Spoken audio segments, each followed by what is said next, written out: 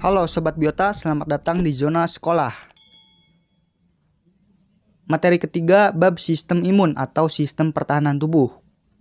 Materi sebelumnya kita sudah mempelajari mengenai pengertian dan fungsi dari sistem pertahanan tubuh, serta pertahanan lapis pertama dari sistem pertahanan tubuh, yaitu sistem imun non-spesifik eksternal. Nah, untuk kali ini kita akan mempelajari pertahanan tubuh lapis kedua, yaitu sistem pertahanan tubuh non-spesifik internal. Nah, sistem pertahanan tubuh non-spesifik itu terbagi menjadi dua lapisan ya. Dua lapisan pertahanan, yaitu lapisan pertama eksternal dan lapis kedua adalah internal. Materi sebelumnya kita sudah belajar ya mengenai sistem pertahanan tubuh eksternal. Bahwa sistem pertahanan tubuh eksternal itu merupakan sistem pertahanan yang mencegah dan menyerang benda asing di luar jaringan tubuh.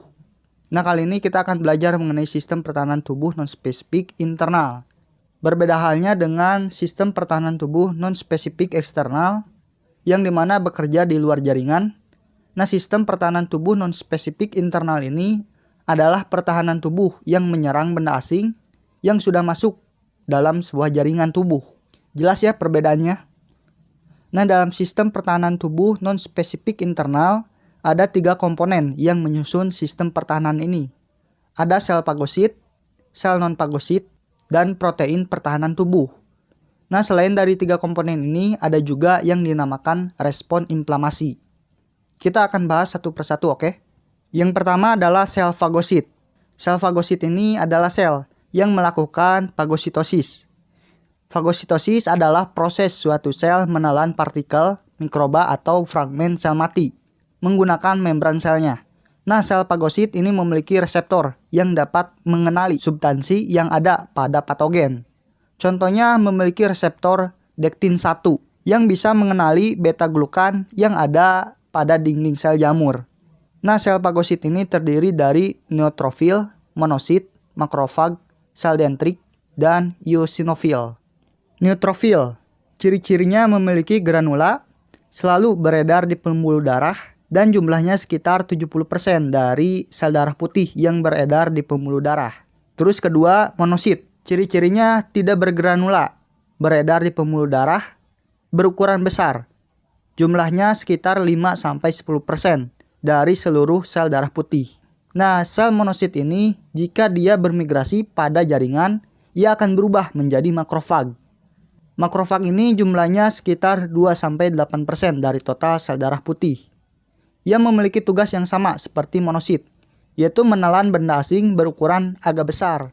Nah, sel makrofag ini menetap pada jaringan dan juga organ. Terus keempat ada sel dendrit. Nah, sel ini ada 2 jenis, yaitu sel dendrit interstisial dan sel dendrit plasmasitoid. Perbedaannya, kalau sel dendrit interstisial merupakan hasil dari diferensiasi sel monosit. Jadi selain jadi makrofag, monosit juga bisa jadi sel dendrit interstisial. Sedangkan plasmasitoid ini hasil dari diferensiasi sel limfoid. Nah, letak sel ini berada di bagian tubuh yang kontak langsung dengan lingkungan, contohnya seperti kulit. Fungsinya tidak hanya memfagositosis patogen, tetapi berperan dalam pembuatan antigen yang akan nantinya diberikan pada limfosit T, di mana akan berfungsi untuk sistem pertahanan tubuh lapis ketiga, yaitu sistem pertahanan spesifik. Dan yang terakhir adalah eosinofil. Eosinofil memiliki granula, beredar di pembuluh darah, dan dapat bermigrasi menuju jaringan. Nah, fungsinya untuk menghancurkan parasit multiseluler dengan cara mengeluarkan enzim destruktif. Dan tentunya ia juga bisa melakukan fagositosis, tetapi kurang signifikan saja. Nah, jadi itu ya sel fagosit. Selanjutnya, sel non-fagosit. Nah, apa sih bedanya antara fagosit dengan non-fagosit? Jadi, fagosit merupakan sel yang melakukan fagositosis, artinya bisa memakan patogen atau benda asing. Sedangkan non-fagosit adalah sel darah putih yang tidak melakukan fagositosis, namun bisa mensekresikan atau mengeluarkan zat yang bisa membunuh patogen, benda asing, atau sel tubuh yang rusak. Sel non-fagosit ini terdiri dari yang pertama adalah basofil. Sifatnya memiliki granula, selalu di pembuluh darah, jumlahnya sekitar 0,5-1% dari total leukosit yang ada di pembuluh darah. Ia memiliki protein basofilik yang bisa berupa histamin dan juga heparin. Nah, histamin ini berfungsi untuk mengatur permeabilitas pembuluh darah dan mengatur aktivitas otot polos di pembuluh darah. Sedangkan heparin berfungsi sebagai antikoagulan darah, yaitu untuk menjaga darah supaya tidak beku. Fungsi dari basofil adalah menyerang parasit multiseluler, respon alergi, dan berperan sebagai pemicu respon imun adaptif. Nah, sel non-fagosit selanjutnya adalah sel mast. Sel mast ini ditemukan di semua jaringan di dalam tubuh. Sama halnya seperti basofil, sel mast memiliki granula berisi histamin dan juga heparin. Namun ia juga memiliki prostaglandin. Peranannya dalam respon inflamasi. Nah, sebenarnya perannya sama saja ya, kayak sel basofil. Tetapi yang membedakan hanya tempatnya saja. Basofil di pembuluh darah, sedangkan sel mast berada di dalam jaringan. Nah, dan yang terakhir adalah natural killer atau NK. Bisa kita temukan di pembuluh darah, jaringan, kelenjar, dan juga organ. Sel ini berasal dari sel puncak, limfoid. Ia memiliki granula berisi sitotoksik berupa perforin dan juga granzim. Fungsi dari sel NK ini untuk membunuh sel tubuh yang terinfeksi dan sel tubuh abnormal seperti kanker. Nah, bagaimana sih caranya sel NK ini bisa membedakan antara sel rusak dengan sel normal? Caranya dengan mengenali ada atau tidaknya kompleks MHC1. Kompleks MHC1 ini berfungsi membantu sistem imun mengenali zat asing. Jadi, sel NK akan menganggap benda asing jika sel yang ia temui tidak memiliki kompleks MHC1. Atau kode kompleks MHC1-nya itu berbeda dengan sel normal lainnya. Nah, jadi itu ya komponen kedua sistem pertahanan tubuh non-spesifik internal, yaitu sel non-fagosit. Komponen selanjutnya adalah protein pertahanan. Protein ini adalah protein yang melindungi tubuh dari benda asing. Protein ini dihasilkan sel tubuh ketika ada infeksi dari benda asing seperti bakteri atau virus. Nah, protein ini terdiri dari sitokin dan juga protein komplement. Sitokin ini merupakan protein sinyal. Jadi sitokin terdiri dari beberapa jenis. Yang pertama, interleukin atau IL. Interleukin ini terdiri dari IL-1 sampai IL-37. Protein ini memberikan sinyal untuk regulasi perbanyakan dan diferensiasi sel, serta aktivitas atau surpresi sel imun, dan pembentukan respon inflamasi. Kedua adalah interferon atau INF. Ini merupakan protein antiviral yang diproduksi oleh sel yang terinfeksi oleh virus. Selanjutnya adalah tumor necrosis factor atau TNF. Ini berfungsi sebagai apoptosis sel, yaitu kematian sel terencana saat sel sudah terinfeksi. Kata lainnya yaitu bunuh diri ya.